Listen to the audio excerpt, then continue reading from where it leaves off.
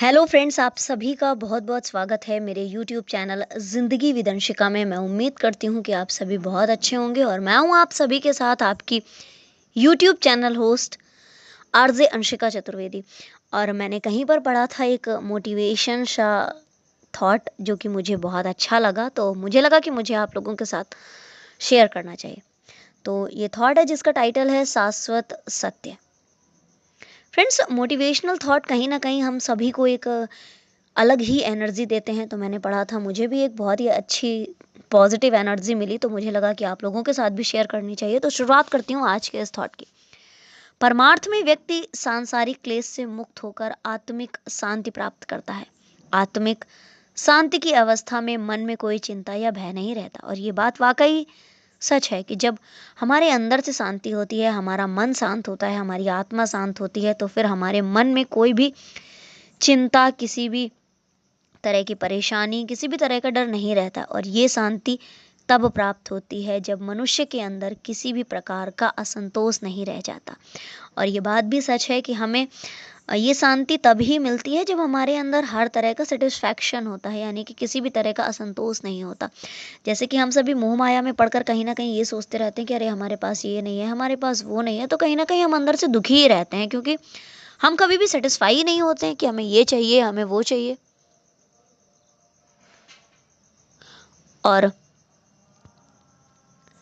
ये शांति और समर्पण का रास्ता वही है जिसे हम साधना कहते हैं। साधना का उद्देश्य आत्मा को उन संस्कारों और बंधनों से मुक्त कर परमात्मा के साथ एकत्व की प्राप्ति करना है।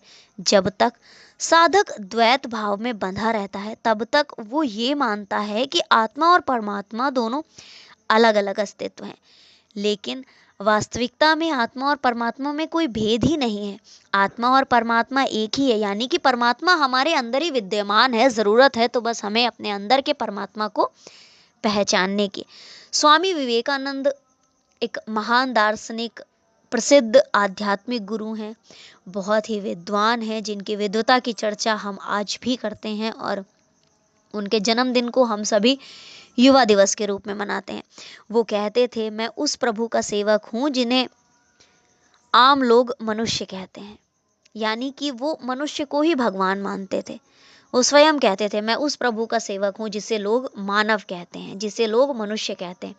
वो स्वयं कहते थे कि मानव सेवा से बड़ी कोई सेवा नहीं है और मानवता से बड़ा कोई दूसरा धर्म नहीं है।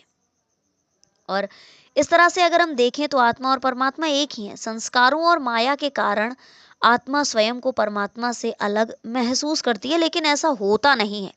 जीवात्मा माया के प्रभाव में है, पर परमात्मा माया का नियंत्रण करता है। परमात्मा ही वो शाश्वत सत्य है जो ना काल के प्रभाव से बदलता है, ना स्थान और ना ही व्यक्ति के अनुसार।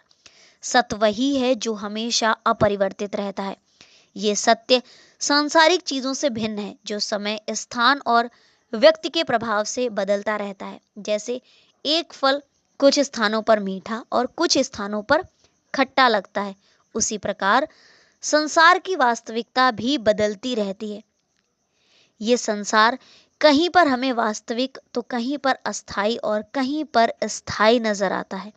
लेकिन सांसारिक सत्य को स्थायी सत्य नहीं कहा जा सकता। जो व्यक्ति ऐसे भ्रमों से परे जाकर ब्रह्म की अनुभूति करता है, परमपिता परमात्मा को महसूस करता है, वो सही मायने में शांति और मुक्ति को प्राप्त करता है।